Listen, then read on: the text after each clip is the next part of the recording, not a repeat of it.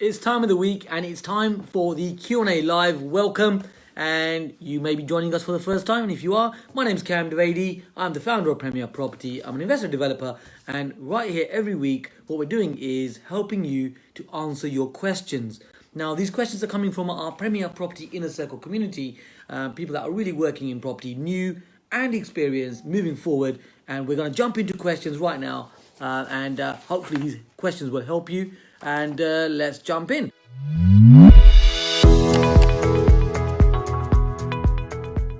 So we got Mike here. Mike is asking, what is the required information that you need to be in a proper information that needs to be in a proper pack? I'm just reading off the cuff here.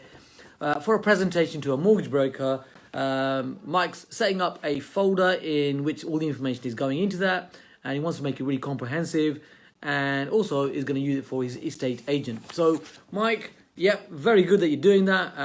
Highly recommended, and it is shocking when you put that mortgage broker pack in front of the mortgage broker with all the information in it, because it is so easy, yet not a lot of people do that, and it is so easy to do. So in your mortgage broker pack, it literally is a case of, the way we do this is we have a contents page. In the contents page, we have all the different tabs of the information, and then what we do then is, you can put in the first page, first of all, the first section that you want is anything adverse. The thing about adverse information is people try to hide it.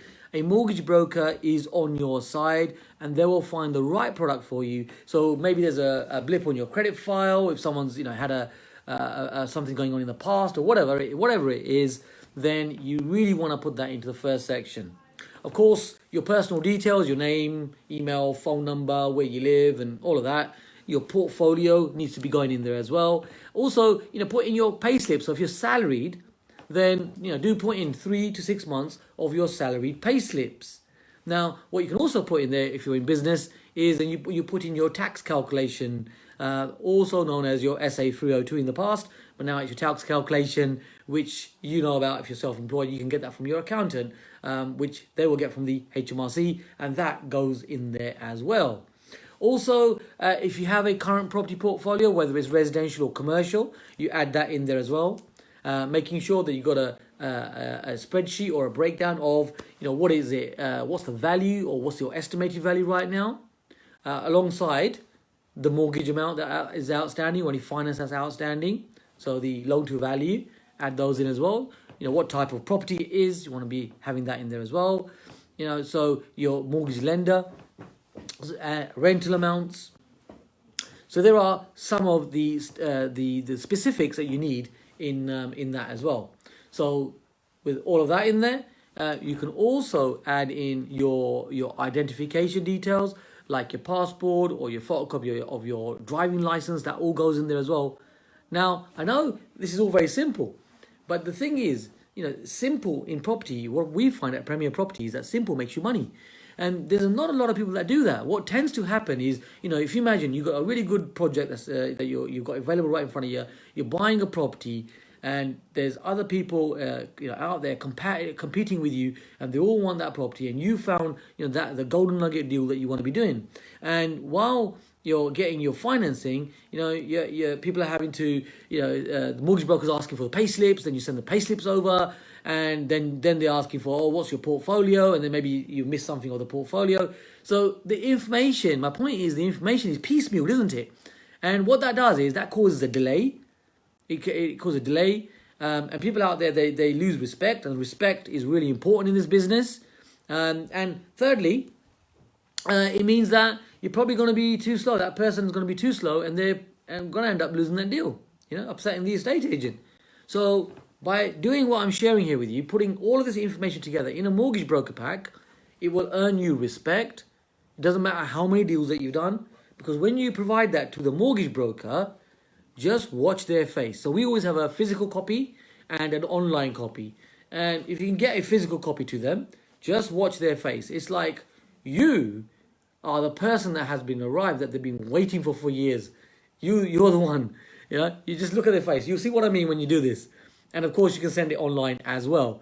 Suddenly, your respect goes from wherever it was. Let's say you're new and you're meeting this person for the first time. you'll go from 1 to 10 very quickly, in the fact that you've got this mortgage broker pack. So a great question, Mike. So I hope that helps you. Just create that simple, as I just explained, Great question, helping a lot of people, by the way, that will help a lot of people. Next up, we got a question here from Ad. So Ad is asking, as a property sourcer, what do you recommend to be the best or proven strategy in getting good deals for high growth areas? Great question again, Ad. So, one of the things that we do at Premier is sourcing. So even when it was in credit card debt, I was in £178,000 in personal credit card debt, because I was pumping money into a business that I had, a fashion business. And the way I got myself out of that debt and paid off those credit cards, was exactly this: sourcing, finding properties. Because if you can learn how to actually find a property that is valuable for other people, they will pay you. And you do the same, wouldn't you? If you think about it. And people out there, they're quite busy, quite time poor sometimes, and they can be one of your best clients. But let me answer your question specifically, Ad. So in a high growth area, one of the strategies that is working really well right now, very exciting actually to be fair, is permitted development and development strategies, and specific permitted development in itself, because it's a whole it's a whole minefield when it comes to navigating through that. It's so easy when you know what to do. So of course, you can learn this now. Something that we share at Premier Property and we do ourselves, of course. So permitted development means that you are able to find projects where you have an uplift. Now at Premier, we look for a minimum uplift of 20%, because 20% is something that is going to be financially required when you're getting finance on a project like that, a permitted development project. Just for clarity, a project where you can get 100% guaranteed planning permission, a type of development project. That's what we're discussing here, right? But it's 100% guaranteed planning permission. So you don't have to ask for the planning permission. You can just do it within the rules and regulations. So we always look for an uplift of 20%. So that's a nice uplift, and permitted development allows you to do that. So specifically, getting a shop. So here's a project that we've got ongoing right now. So a shop that we are converting the back of that shop into a residential area, which you can do within permitted development rights, using Class M, if you want to be even more specific. And doing this means that you can repurpose that unit, which is an empty shop in a sort of a tertiary parade, to be fair, and that you're bringing back into being habitable and into becoming a resi within the permitted development right, using Class M as one example, which means that you will find that the uplift happens quite easily. You just got to find the right project. You got to have the right criteria, like we have at Premier Property. And you know me, I'm always sharing stuff. Just ask the questions. You're watching this YouTube. You can ask me questions. Happy to answer them for you. And if you're watching this on YouTube, you can of course subscribe if you're enjoying these question and answer sessions. And also, you can click on that bell icon to make sure that you get the next video of this straight to you, so you're not having to wait for it. It comes straight into your inbox on YouTube. So that's how you can use permitted development, and that's a great strategy for high growth areas. Permitted developments, large chunks of money. So it's not necessarily the income that you're concentrating on; it's the capital gain, and that is something that a lot of investors want. And there's a lot of people with cash right now. Money is so abundant, and money in banks is earning hardly anything. So you sourcing these types of deals there, would be a great strategy in a high growth area. And of course, this is exactly what we're doing in areas of high growth. So one of our areas is London, and also satellite towns around London. Now it doesn't have to be London; it could be any, of course, large city and satellite towns around that. And that's absolutely fine. You can make money in this way in terms of sourcing. So I hope that answers your question, gives you food for thought in moving forward. Now, Alex is asking another question from Alex. So Alex is saying, we've purchased a 3-bedroom house. We want to convert it into 3 flats. using finance at 75% for the purchase. And if we are then using permitted development, as I've just mentioned, for the development, would the original purchase mortgage be a residential product or a buy-to-let, or what would it be? That's the scenario it's asking. So what I would suggest, Alex, is start with the end in mind. So every project that we do, we have already decided what is going to be plan A for the project, what is plan B, and then what is plan C even for that project. So when we're discussing converting houses into flats, so yeah, we do these. Now, to be fair, you got to be sure that you can actually do that. So that's the first thing, but that's not your question. But you got to be aware of, can you actually do it? Because let's be honest, people do this duck walk out there. I call it the duck walk. They'll say, I'm going to take a house, I'm going to convert it into 2 flats, and I'm going to convert it into 3 flats. But actually, there's some due diligence to do at the beginning to make sure that you can actually do that. Quite easy due diligence, but that's got to be done. But let's say you've done that, Alex. So you're asking the question. So okay, you've got a house which you can convert into 3 flats. Well, start with the end in mind. So there are lenders, residential lenders. Now I can't give you mortgage advice, but this is what we're doing. So we use certain lenders, quirky lenders, where they will allow you to do that conversion because they're aware of what you're doing and they know what you're doing. You've already told them at the outset, so they will let you do that conversion. There are other lenders where you will breach their rules and regulations if you've borrowed the money on a residential basis or as a buy-to-let basis, and then you start doing the conversion. So, like what I say, it's all about making sure that you know the end goal for your project. And if your plan A is to convert that, then I would urge you to get a mortgage broker who will help you to find that specific product that allows you to do this. And then you're absolutely fine. Then you can work on that. Hope that helps you then. So we've got a number of people joining us here. We've got Rodan here. We've got Shurikamp. And yeah, so we're doing this here. So you might be watching this on Facebook. And if you're watching it on YouTube, well, you're always welcome. And I'm doing this every week at the moment. So hope you're enjoying them. Do let me know. Give me a bit of a, lovely to have your support if you're enjoying these. And I'll continue doing this as long as you would like me to do this. So feel free to give us a bit of a thumbs up, smiley face, some comments. So just let me know that you're liking these question and answer sessions. And many of you actually have been commenting how much you're liking them. Hence, this is why we're continuing to do this. So great. Now, that was a question by Alex Phillips. Alex Phillip even. Next question being asked here is from Brian Drury. So Brian is asking a very technical question. So Brian says, I just looked for some details and came across the term overage. And there's a description of it as well. What's the relevant percentage for this and so on? Could you explain it? Is it a hidden cost? Yeah, so you've got to be aware of overage. Now, this is usually used in auction rooms.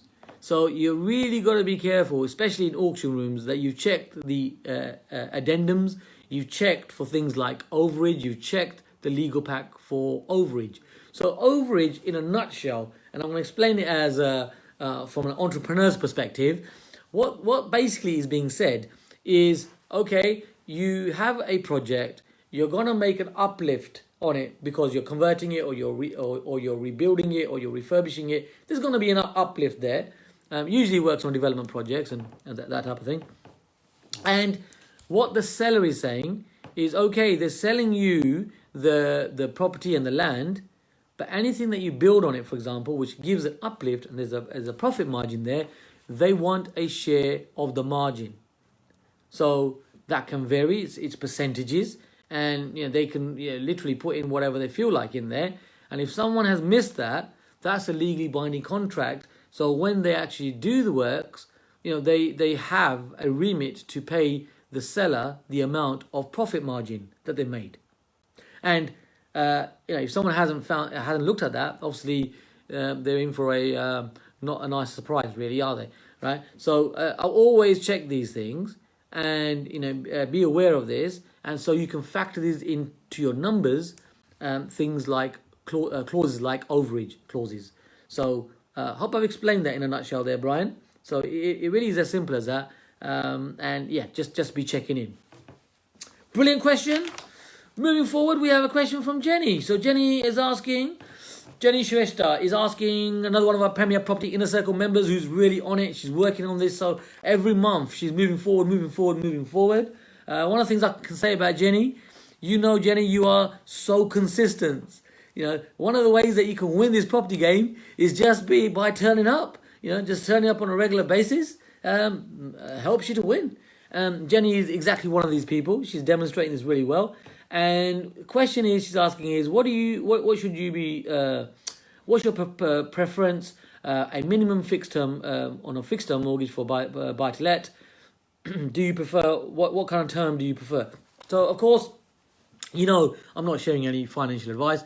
All I'm saying is what we do, right? So we like a 5-year fixed. So what we tend to do at Premier Property with residential properties is we will get into the property. That might be short-term finance. That might be a variable rate on a mortgage. And then what we do for buy-to-lets, to answer your question specifically, is we will uplift the value by adding value to it. And we've also bought it at some discount as well. Now, once you've bought it at a discount and you've added value, we use the Premier Property bar system, which is you buy, you add value, you release the seed capital, and refinancing is just part of releasing the seed capital. So you refinance, and what you've done is, because you've uplifted the value, when you do the refinance, you're doing it at the higher level. So what we do is we'll have the variable rate, let's say at the beginning, and then we tend, once we got the money coming back out again, once we refinanced, then what we do is we tend to fix it. Now, my personal preferred choice is 5 years. There are 2-year products we find, there's 5 years products, there's even 10-year products. But we at Premier Property like 5 years. Of course, no mortgage advice, but this is what we do. And the reason I like 5 years is this. In a 2-year period, what you're doing is you're fixing that rate. But, nobody really knows if you're going to fall into a deep recession with a high interest rate after 2 years. If I'm making sense.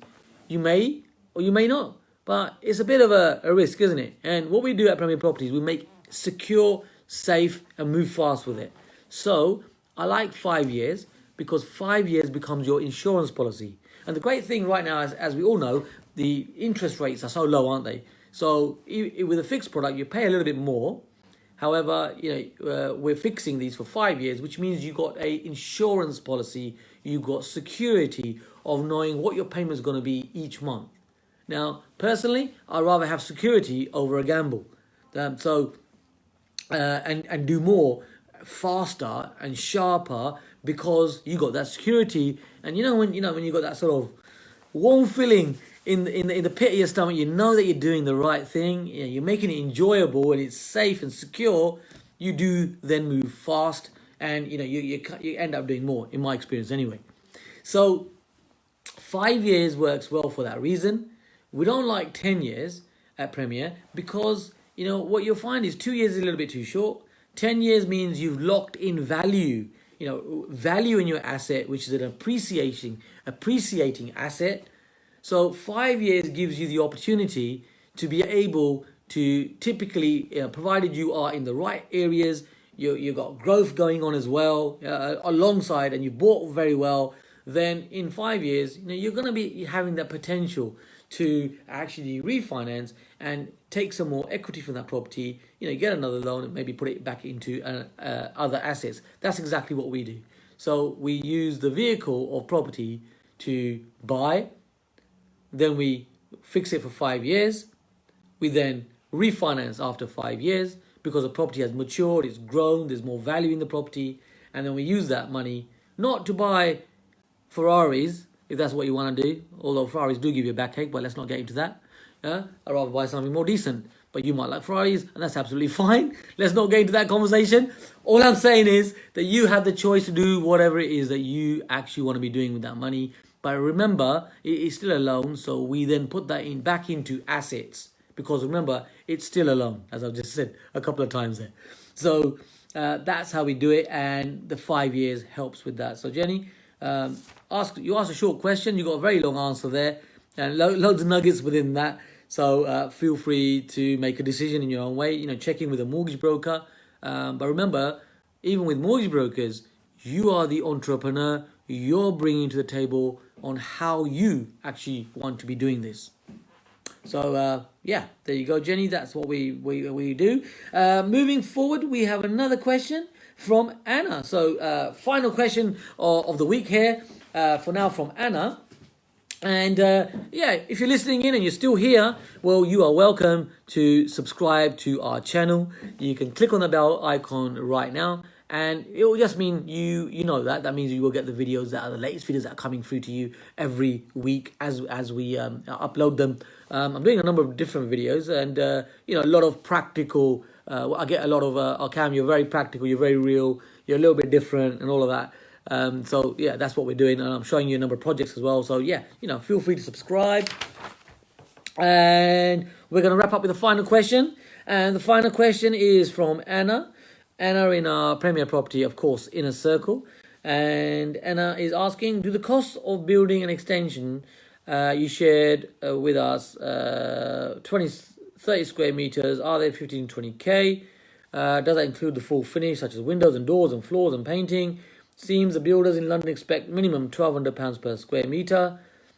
And well, actually, to be fair, the numbers that we have, so the numbers that we work on with single-story extensions and so on, typically you're looking at £1,000 to £1,200 per square metre, typically.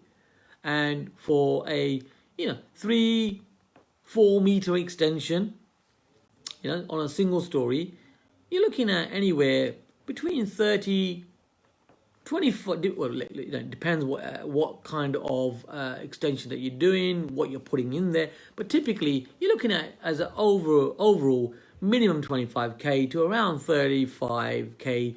Within that ballpark, you're at a wholesale price, you're at an investor price, and that's kind of where you should be. So your £1,200 a square metre is about right, to be fair. So £1,000 to £1,200 square metre is where you want to be. And yes, that does include. I mean, I don't know which example you're talking about, because me, I share a lot of examples. But typically, as a rule of thumb, as a quick rule of thumb, you can use those numbers. So £1,000 to £1,200 a square metre on a single story extension sounds about right. Obviously, if you've got things going on in the ground, there's a bit of an anomaly. You might end up spending a little bit more in the ground, but typically that's where you are, and that makes sense, Anna. So I hope that gives you reconfirmation. That's the figures that work for you. Yeah, absolutely. And I love what you're doing.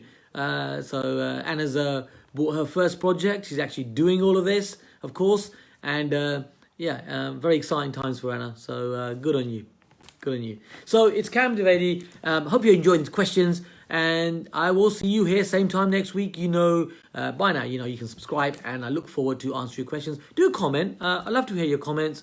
I love to hear your questions, and I will do my best to continue to answer them for you so that you can move forward in your property journey. It's Kam Dovedi helping you to take your property investing to the next level. I'll see you same place next week. See you later.